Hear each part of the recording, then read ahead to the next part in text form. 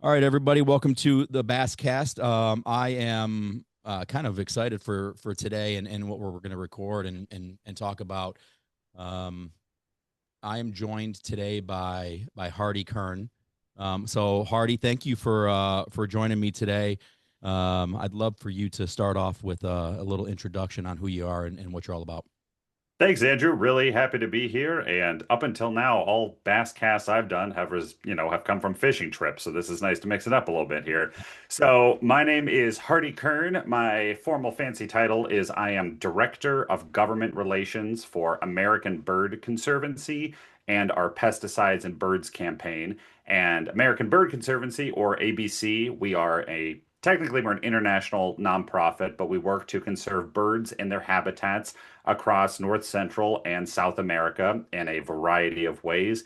We have a lot of folks, most of our staff are field biologists that are out actually doing habitat restoration, doing bird counts, cleaning up beaches, doing all kinds of amazing stuff. And then we have a small but scrappy group of us where I sit that work more on the policy and the legislative and the advocacy side of things.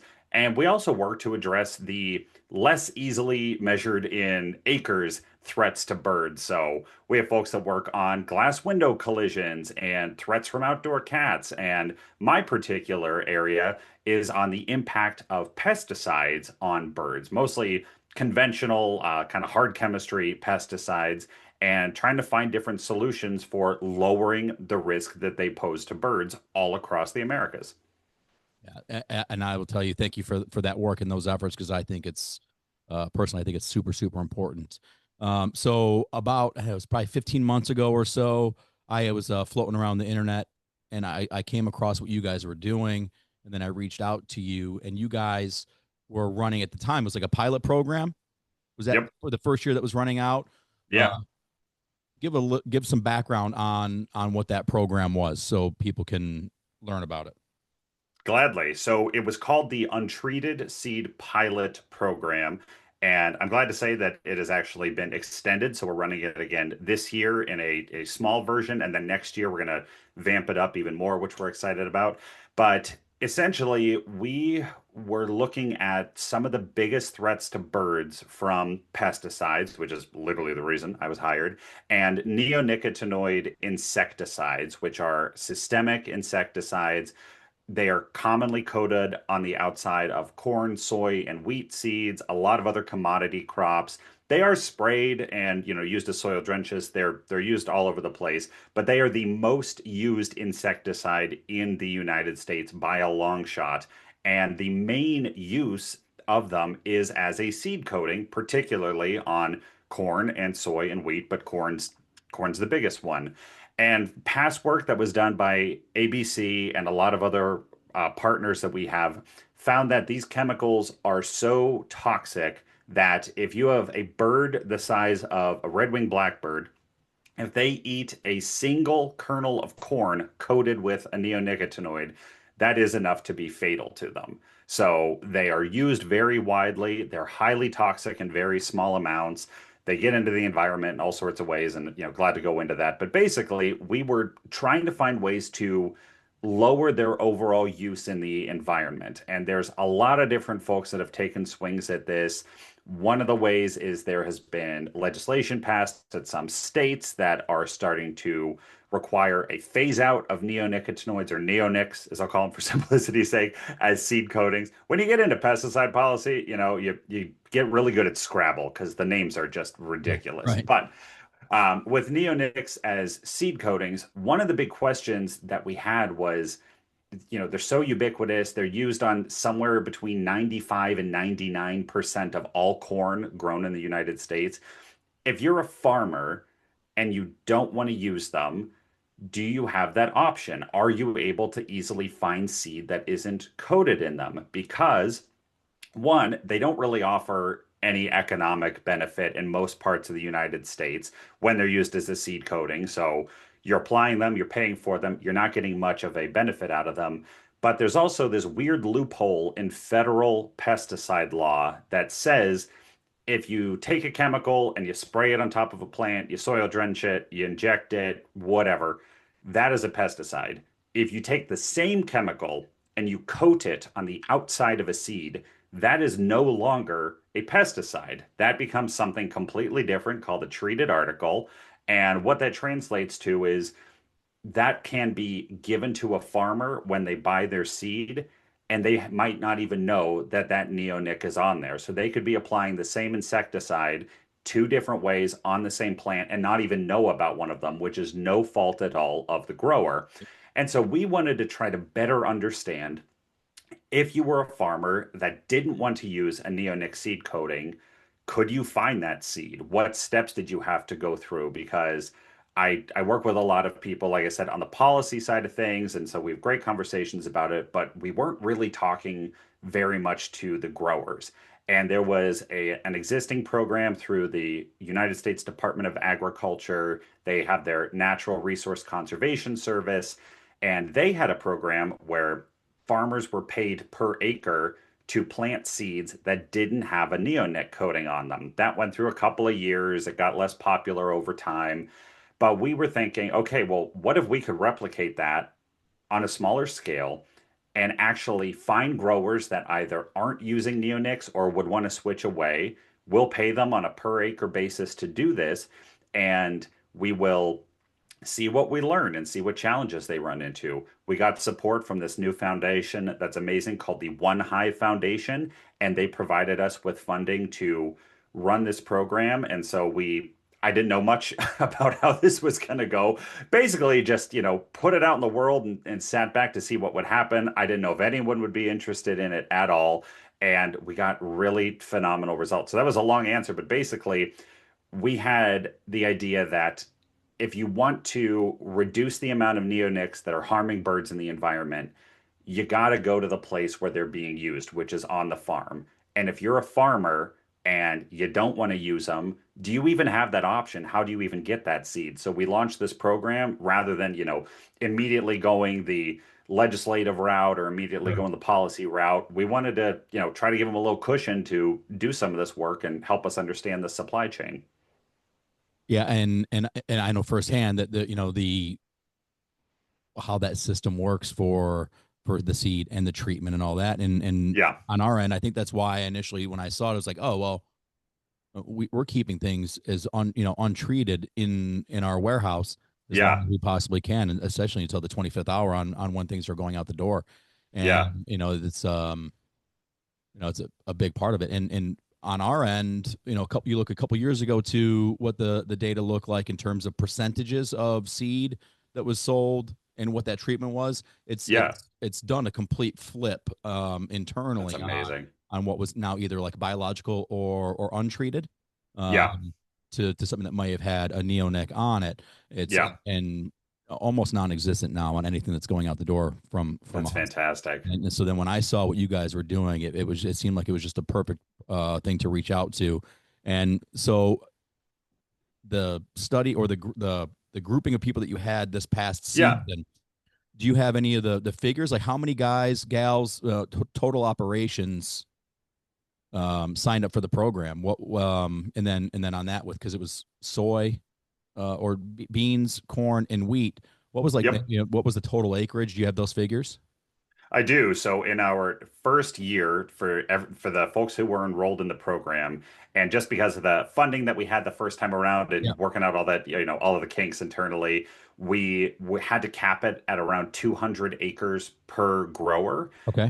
But we had 48 individual growers, so 48 different farms that were enrolled. They were in 13 states. We had 9 different crop types that were enrolled in it, but corn and soy and wheat were definitely the predominant three, which is what we wanted. Yeah. And all in all, we were able to incentivize around 6,000 acres not being planted with neonic insecticides as a seed coating, which we were absolutely thrilled to see. We're hoping to expand that. And Sure. I'll also say what I was really heartened by, and again, first year, didn't know what we were walking into. If I had money to enroll everybody who applied, we had close to 50,000 acres offered to us and about 85 different growers individually across the country.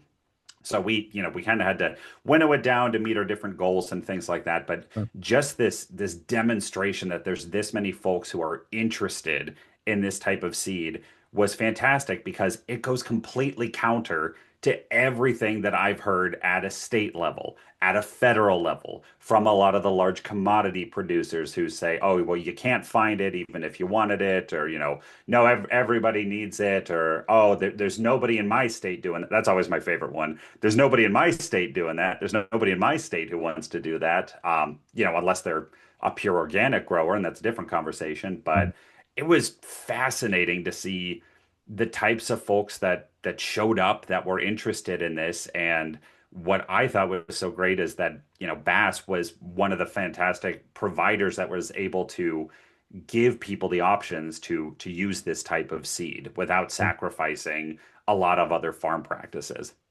Yeah, we run different treatment trials every single year. We look Yeah. at what that data is, and if some of those chemical seed treatments were telling us, hey, this is going to give you that 30 bushel bump, we Yeah. let people know, but it just doesn't exist. It doesn't. Yeah. It's not there.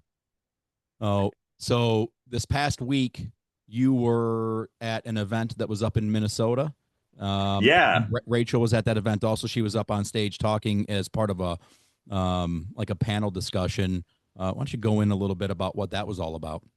Yeah, first I'll say if I could ever, be a third as smart as Rachel Baumgartner, I will have lived a very wonderful life because my word, the knowledge and the experience and the charisma that she brought was great. But there was a forum hosted by the University of Minnesota and their Regional Sustainability Development Partnership Program, RSDP program, and we had close to 50 people in the room and over 100 people online tune in to hear from farmers and seed suppliers, including Bass, and researchers from Minnesota, from Wisconsin, from New York State, all talking about neonicotinoids as seed coatings and their benefit, or frankly, their lack of benefit, what the supply chains look like, what different farm practices look like, and whether or not they have utility. And it was so great to hear a lot of different perspectives, people coming at it from a lot of different ways.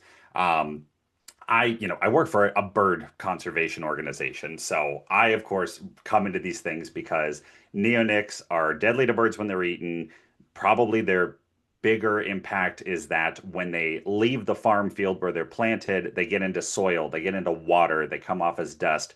They're killing insects that birds eat. They're killing pollinators unintentionally that are out there, making sure there's enough habitat for birds. And so we have those numbers, we have that information, but to actually hear researchers talking about the lack of benefit or the very narrow parameters in which case neonic seed treatments might be beneficial, and then to hear from farmers that aren't using them, and then to hear from seed suppliers like yourselves that have run into these supply chain issues but are creating more options for growers. Frankly, it was inspiring, but it was also really cool to hear this taken at a level that wasn't just a, save the environment type of messaging. That's Right. very important, Sure. but from actually an empowering growers and economic and extensionist point of view was so valuable. It was great.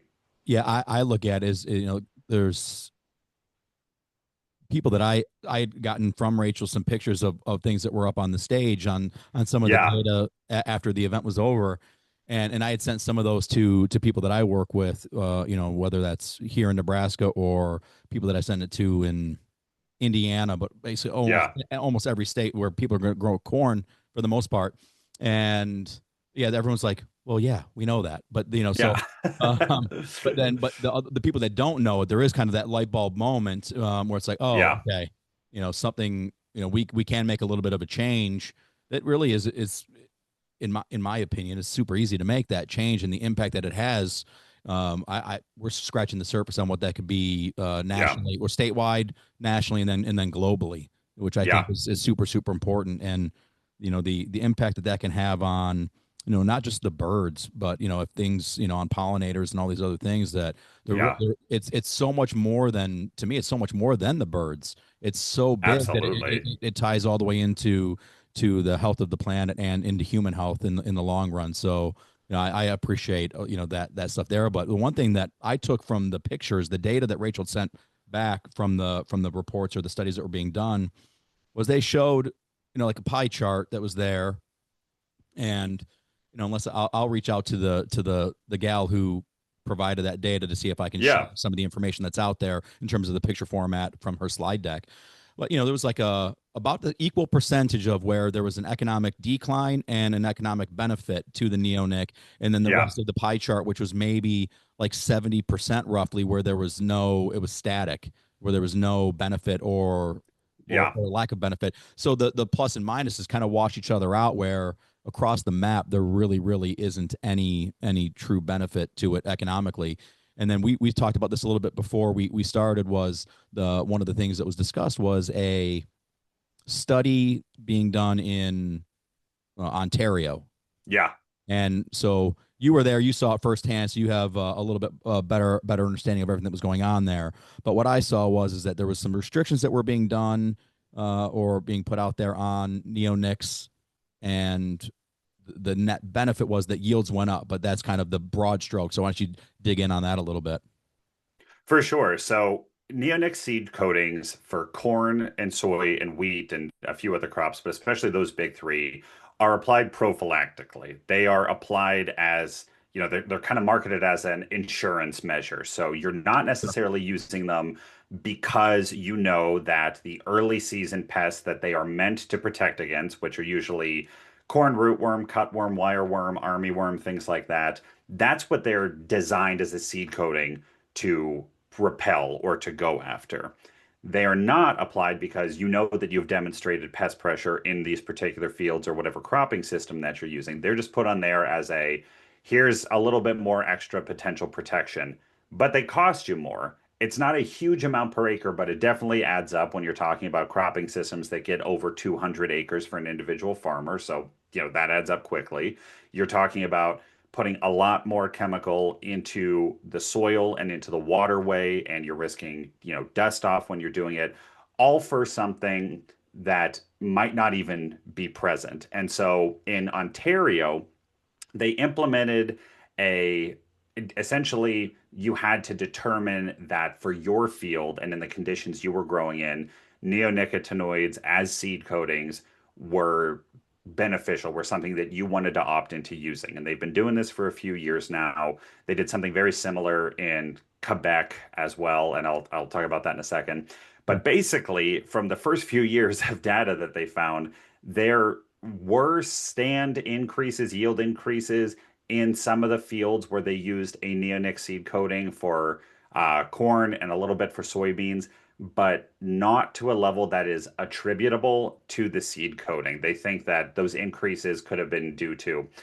weather, Right. hours of sun, other pest pressure, water, whatever. There's a lot of other stuff that determines it. But Right. when they really got down and parsed it, they found that there was no consistent economic benefit to using the seed coating. Maybe you got like half a bushel, couple bushels more per acre, but not to a level that was significant. They also found that the pest pressures in the fields where people were opting in to use them were not really high enough to have a measurable effect on stand yield, which means they also weren't high enough to be, guarded against with the seed coating. Yeah. And there's a great stat from the paper which essentially says if you were to use a neonic seed coating on corn, you've got less than a 50% chance of recouping your cost of using the chemical with your potential yield increase. And for soybeans, it was less than 25%.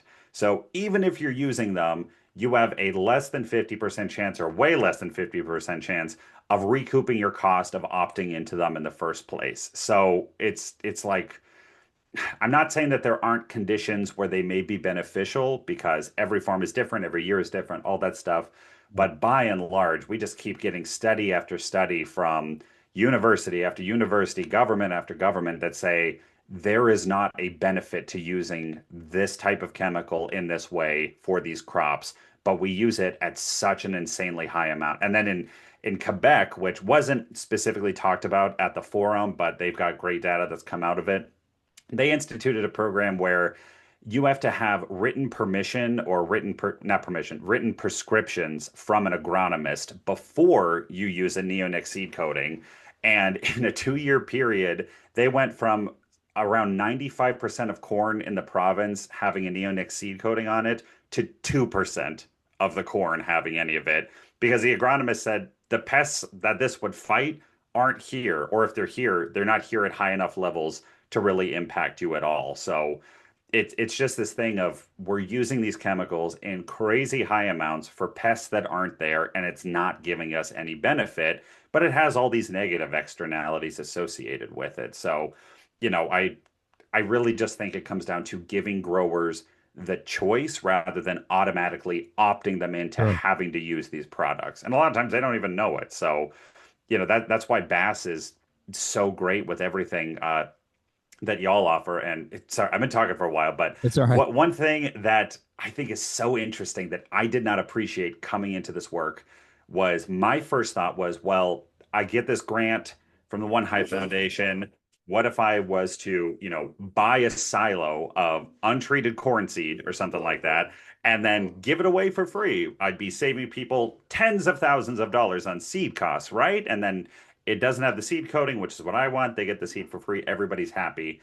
And the more growers I talk to and the extensionists and agronomists I talk to, everyone said, no one's going to go for that because a grower might plant six different varieties in the Right. same couple of fields, or, they have very specific things that they're looking for, or they have established relationships with their own seed dealer or Right. somebody local and nearby. And so we changed it to just, pay a little bit per acre for people to adopt these practices, but they could choose whatever seed they wanted from wherever they wanted. They just had to Right. prove to us it didn't have the neonic coating on it, and that was such an eye opener to me. It was really really helpful. So there's a couple questions I'll have that kind of stem from that. Yeah. You had mentioned earlier about the possibilities of certain states, or some states in the U.S. have gone on the legislative route, or certain things, or they're putting in guidelines or certain. So Yeah. educate me on that a little bit, if you would. Absolutely. There's the first one that was passed was in New York State 2 years ago, and they passed a law that said beginning in 2029, you cannot use conventional chemistry, or you can't use a neonicotinoid as a seed coating for corn, soy, or wheat beginning in 2029 unless you obtain a specific waiver from the Department of Agriculture. So it didn't touch over the top uses of neonicotinoids. So if you're someone that's using them for, apples or other more specialty crops, sugar Sure. beets, potatoes, whatever, didn't touch that. It's just for corn, soy, and wheat.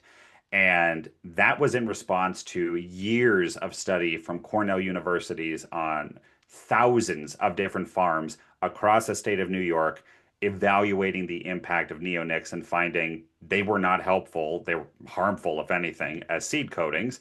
The year after that, Vermont passed a law saying the same thing. By 2029, can't use them on corn, soy, or wheat unless you have a specific waiver. And we've seen other states start to take up that type of legislation. And it's, it's a long timeline, but it gives people plenty of time to adjust. It Sure. gives seed markets and distributors plenty of time to make some changes and Right. decisions, but it's going to have a huge benefit because these are the this is the highest use of these chemicals, and it's not helping anybody. Right. And in Minnesota, there's been legislation in the past proposed to do exactly this. I'm sure that we'll see more in the future. And I think as long as it's done well and in a way that is bringing the grower community along with everybody, as opposed to just, you know, villainizing them, Right. I think it's going to be a really, really great option to provide farmers with more choice, benefit wildlife and waterways and human health, and not lose any, any crops, which Right. every time that this comes up, we get a lot of opposition. I hear about it a lot. Oh, this is going to be the end of farming. No one's ever going to grow corn or soybeans again. This is going to be it. Two giant corn and soy producing provinces in Canada haven't had problems. The European Union hasn't had problems.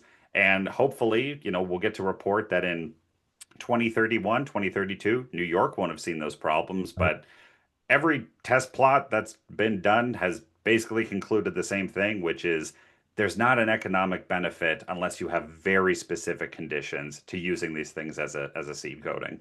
Right. Yeah. You'd brought it up. You hit, is if we have the tools that are available, not necessarily a crutch to lean on Right. every single year. So if we have, it's the same thing when we talk to guys all the time is, we can reduce tillage. We don't necessarily need to eliminate it, but if we have Yeah. it as a tool that's available, or certain sprays that could go out there, Yeah. um, where there are some that are just blanket programs that are running out whether or not that need to happen.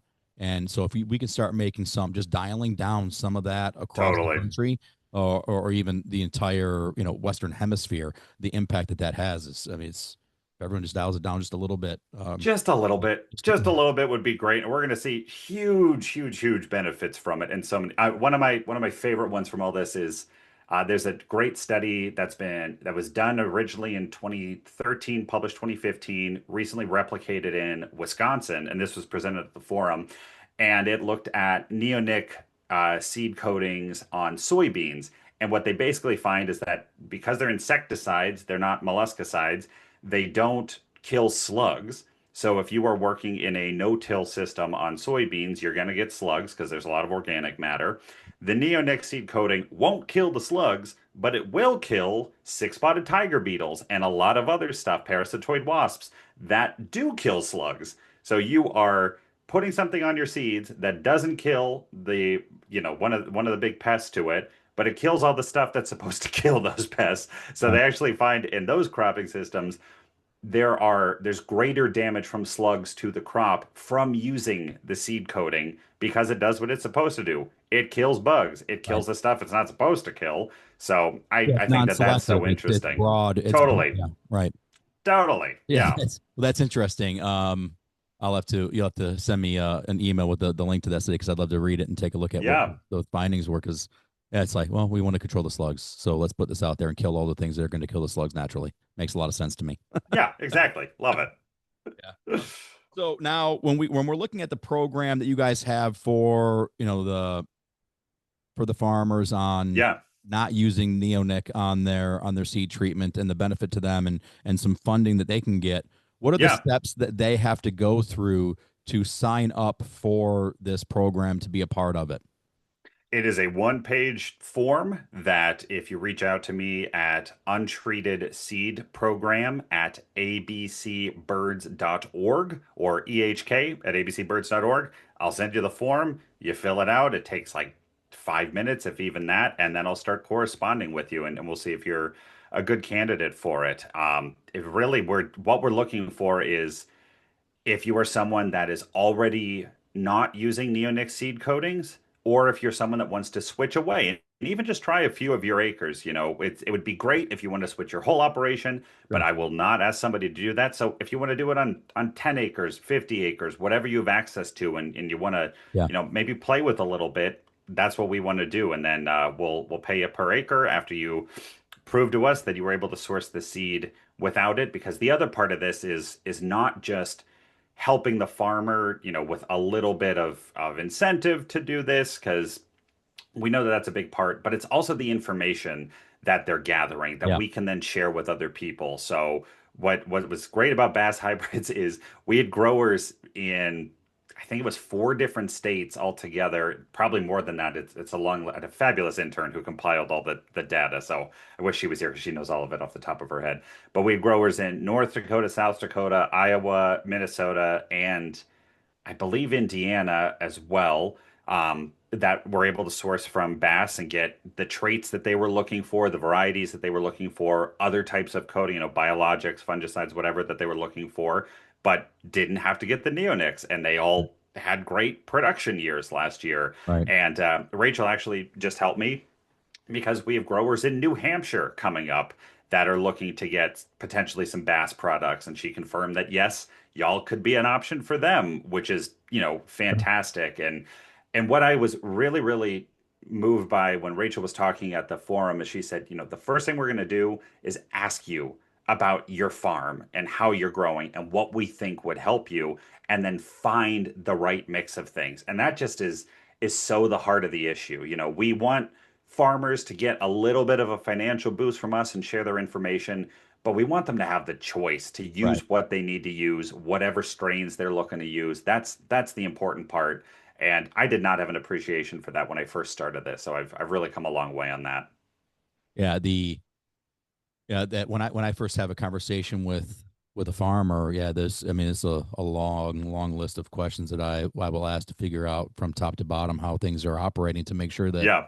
one is that we're a fit, and that we have an option for what's going on there, and then do we need to have this particular type of treatment on there? Yeah. If we don't, then I'm very comfortable with all of the other ones that we have, or Yeah. or if they've primed their system enough where they're in a position where they can run it out there with nothing, Yeah. and then that's great. I Yeah. wouldn't suggest someone necessarily go from like a full conventional system today and then Yeah. swap every single thing out in that first year, because then they're just setting Right. themselves up for the potential for a big failure, and I don't want to be a part of that. So that's a big Totally. part of it.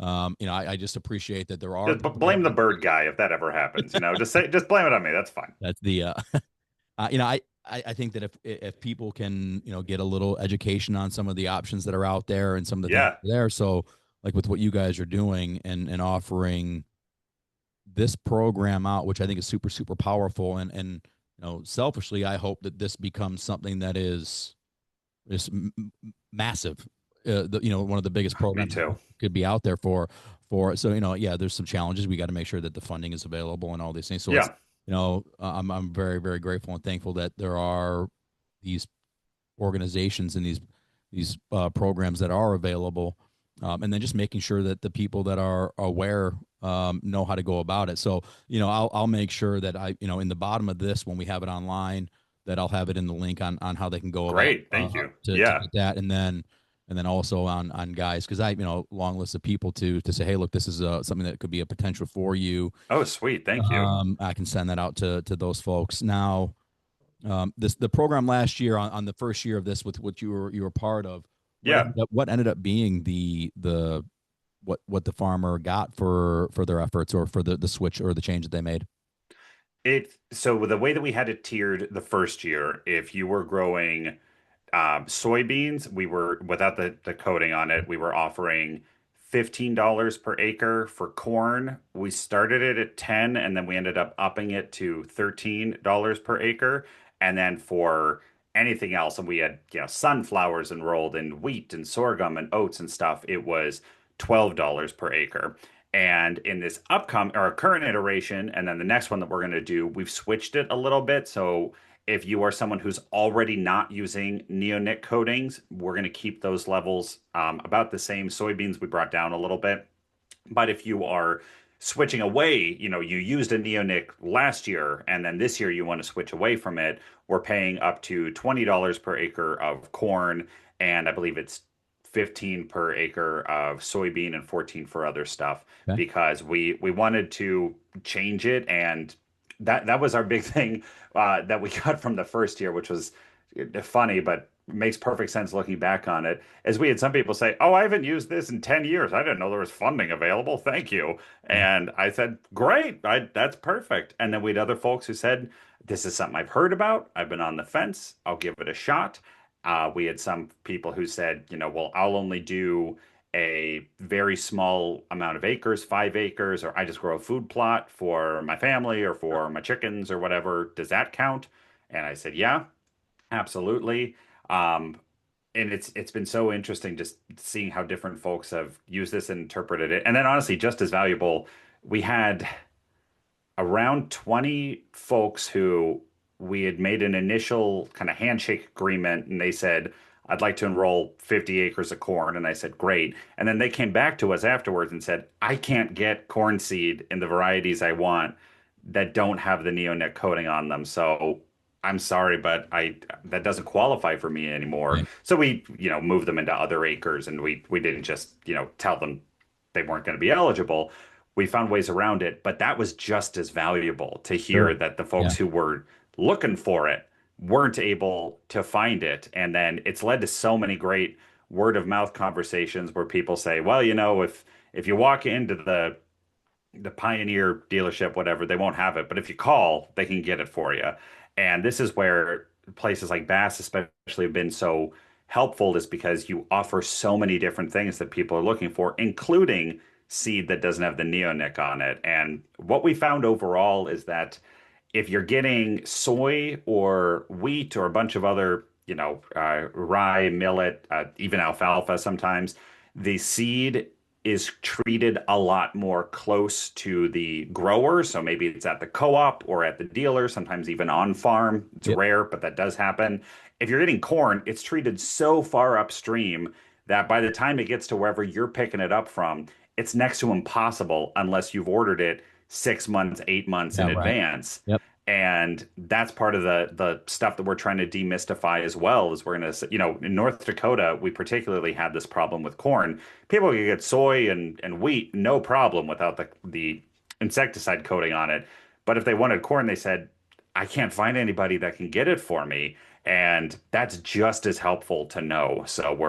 Like I said, and in that case, we didn't just tell the people, well, you're out of the initial money that we talked about. We just moved them to different acreage and it worked out okay. So it Right. was very, very interesting, and really helpful to kind of demystify this. I'll also say we're not the only ones doing versions of this. There's various things like this happening at a lot of states across the country. Yep. I think I'm just the only guy with, from a bird group that's trying to do it. And Right. that's been interesting because people see American Bird Conservancy and they immediately get on their back foot and they're like, oh, is this a crazy environmentalist that's gonna, come running at me with tofu and sporks?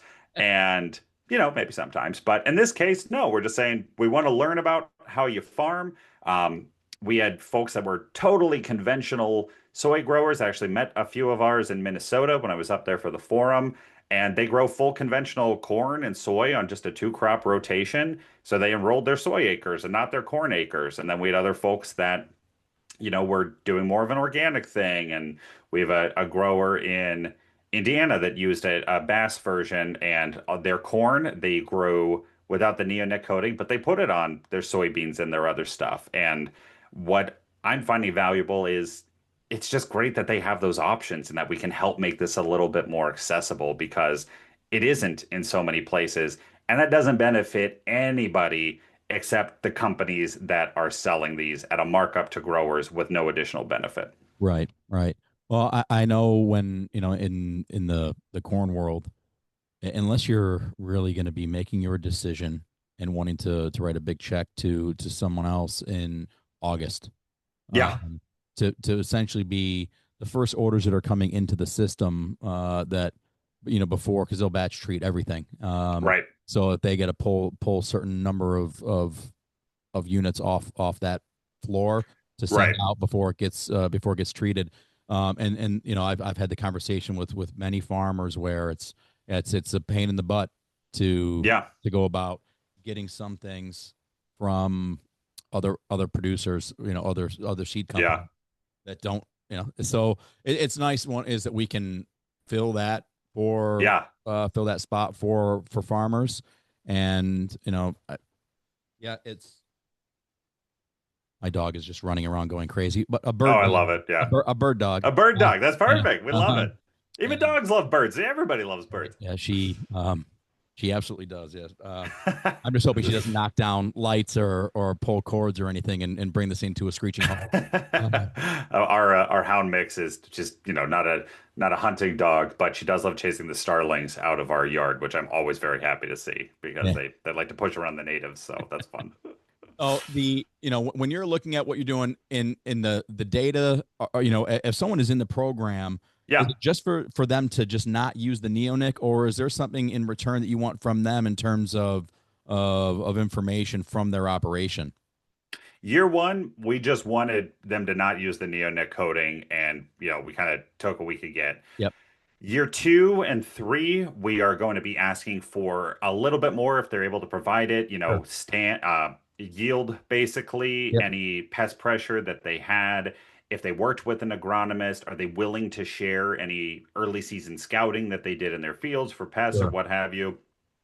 So we do want to, kind of beef it up a little bit if we Yeah. can, but primarily we're still just looking for folks that are not using that coding just to help us better understand in your area where can you do it. And it's been helpful because, at Minnesota again is a really great example. I've talked with federal congressional offices, I've talked with state offices, And when this issue comes up, it's great to say, we actually have a grower in your, I don't disclose anyone's information, Right. but we actually have a grower in your county who's doing this, or we actually have a farmer in your district who could not find seed that didn't have the neonic on it, even though they didn't want it. And isn't this something that we should be opening up more options to? And we're seeing there's a particular problem right now in Colorado with their sweet corn crop, where the pests, particularly the lepidopteran pests, different moth species, are really negatively impacting sweet corn. And there's nothing conventionally from an insecticide standpoint that's working anymore. They've become so resistant to it. And that's for a lot of reasons for sure, but I think just the overuse of the same chemicals when you don't need them over and over again has got to be part of the problem because, pests, I don't need to tell any farmers this, pests adapt quickly. Pests catch on fast. And when we're using the same chemicals without a clear goal in mind that we're using to protect, the apples we're growing in the next field or the potatoes or the stuff that's supposed to be combating emerald ash borer and hemlock woolly adelgid and things like that. These other really nasty invasive pests. We're just helping them build their suit of armor when we have no reason to. It's not benefiting anybody but the pests in some cases. Yeah, there's a lot of stuff that's going on for the sake of doing it, not because there's Yeah, the absolute need for it. And like once again, is if we can be reductionists or be more aware of all of the things that are going. And like you said, is if we know that there's going to be an issue and it's good, then it has to happen. Then maybe it has to happen. But if for sure. there's no real need for it to happen, because I like people will say, "Well, Andrew, you're an absolute no, no, no, no." It's not the case at all. Yeah, yeah, More of a reductionist, if anything. So let's just figure out a way to make it all work. And if we can shed a light and be a beacon to people out there and let them know what is going on, what is available, what is the overall impact. And I totally. think there's a lot of the country and not just farmers that don't understand what the negative impact on some of these things are. And Yeah. if we can move in those incremental steps to reduce overall inputs in on certain cases, Oh, then yeah. it's a win for everybody, and everybody should get behind it. Absolutely. And in Minnesota, y'all have actually done more work on neonics than most other states in the US, both from a water perspective and from a wildlife perspective and from an overall, pest pressure perspective. There's been studies done simulating seed spills that find, there's over 30 different species between black bears and pheasant and songbirds and foxes and even domestic dogs that come up and eat these insecticide coated seeds and then can get sick and die. Right? There's, for you especially, there's been work done that showed that neonics are impacting sharp-tailed grouse populations. And there's currently a study being done in Minnesota looking at how they impact ringneck pheasants. And so Right. this isn't just limited to, oh, well, the people that really like bees are a little bent out of shape about this. This is seeping into, no pun intended, almost every part of our lives, of our ecosystems, of the habitats of the wildlife we love to live in. And we can do something. The best part is we can do something about it. This Right. isn't just, oh, woe is us. What do we do? This is, we don't have to use these chemicals in most cases. And if I don't want to use them, I should have that option, which is Right. why I love that Bass provides that option to people. Yeah. And we're so grateful for, y'all's work and your partnership in this. Yeah. It's yeah. Selfishly, I love it because I want there to be more birds around. Yeah, One for the sporting aspect of it for me and what I like to do in my spare time. But it's like just nice to look at and nice to hear when you're absolutely. out. And I know when I'm in certain areas and you can feel how alive certain areas are by Oh, comparison yeah. to other places that feel dead. Um, Yeah, there's a lot to it, and I think that every single person, if they open their eyes a little bit, can look at it and appreciate it. And no so doubt. Hardy, what's like the grand vision of everything moving forward? Ideally, if you had it your way, what would the next 10 years look like? If I had it my way, the next 10 years would see a huge reduction in the use of neonics as a corn, soy, and wheat seed coating across the US, but particularly in places with similar climates to Minnesota, New York, Pennsylvania, the Dakotas, things like that, where we just don't really meet the criteria for their use. So I would love to see, I mean, my ultimate goal is I would love to see their use go down, but I would really like to see a grower be able to talk to their seed dealer and say, I want this strain from, this genetic line.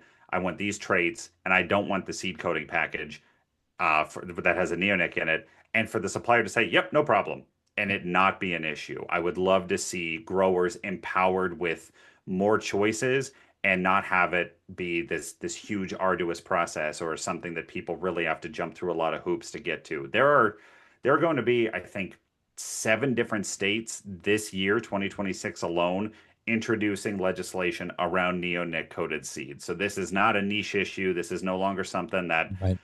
somebody 9 states away is talking about and I've never heard of.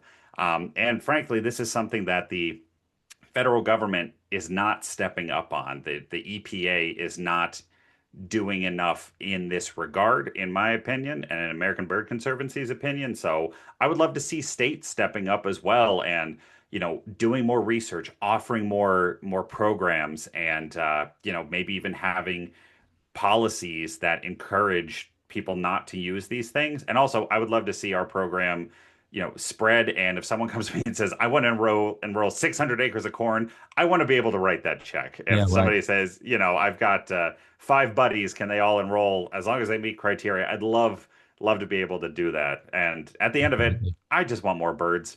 I want more birds in the U.S. And Yeah. neonic use has been shown to contribute to bird declines, particularly in grassland species in the United States. That was a paper published 6 years ago now. So we know what's happening, but like I said, we can do something about it. And I want to see farmers empowered with more choice and more knowledge of what they're putting in their fields. I want to see more birds, and I want to see more companies and dealers and everybody like yourselves offering these options to growers without them feeling like they're compromising their whole operation. Right. Right. I mean, I can tell you firsthand that you're not compromising. Um, That's so good to hear. yeah. Thank you. Yeah. Yeah. If honestly, if there was that major compromise, then we'd have a much different conversation and offerings that we offer Yeah. to the farmer. Yeah. And like I said, once again, is I mean, we do our seed treatment testing and trials every year, Yeah. and the chemistry side of it, that those harsh chemistry, they don't pay in the long run. Yeah. So, Yeah. um, I look at it as, okay, how can we decrease the use of some of these things, and part of it is getting the system on a farm set up to be successful without them, but also it's some of that is different rotation. Let's break the cycle of some of these things. Yeah. It's maybe that's the use of more cover crops in areas where we can have a productive stand of cover crops, intercropping, all of these different things in a corn system, because that's the ecosystem that I live in every single day. Yeah. So how do we make that better for everybody? That's not just, we can't be in perpetual corn, because Yeah. we'll have more issues in terms of the insect pressure. But Yeah. how do we break up that cycle of the life cycle of that? Because I think the bees and the birds and all these things matter way more Totally. than anyone will ever really give them credit for. Because without them, then we don't have food. Yeah. It's as Absolutely. simple as Couldn't that. agree more. So, and I don't think people are doing it because they're this evil operator that's Absolutely going not. out there saying, I want to kill all. No, that they just don't know Yeah. that they're there, and to be able to offer the option is super good. And then for what you guys are doing to help raise awareness and offer something to the farmer for their practices, I think Yeah. it's unbelievable, and I applaud you and thank you greatly for what you guys are doing. And Well, thank you. anytime I've talked to till I'm blue in the face about the different programs. So, Hardy, once again before we go, what was the email? So it was the untreated seed. Go through that again, and then I'll make sure I put it down Yeah. below. But what was that? Great. It is untreatedseedprogram at abcbirds.org. That easy. Okay. Well, Hardy, thank you so much once again for joining me here. And I'm glad you got to meet Rachel last week up there in Minnesota face to face and be a part of all that up there. And I just think if we can spread some more awareness about this, then we can make a big impact. So thank you And very much. thank you so much for the invitation. Love talking to you today. And again, it's only possible because of Bass and because of companies like you that are coming up with these solutions and giving farmers the choice to use what they need. So thank you for everything that y'all are doing. I can tell you, I have people that are buying your stuff and they're having great results from it. So, I don't know if I'm allowed to officially endorse something as American Bird Conservancy, but I will say as Hardy Kern, Bass stuff is great. Oh, So well, I thank you. appreciate it, Hardy. Thank you so much. And thank you everybody for watching. If you have any questions, reach out to me. Get the email out there. And once again, Hardy, thank you very much. I appreciate it. Thanks, Andrew.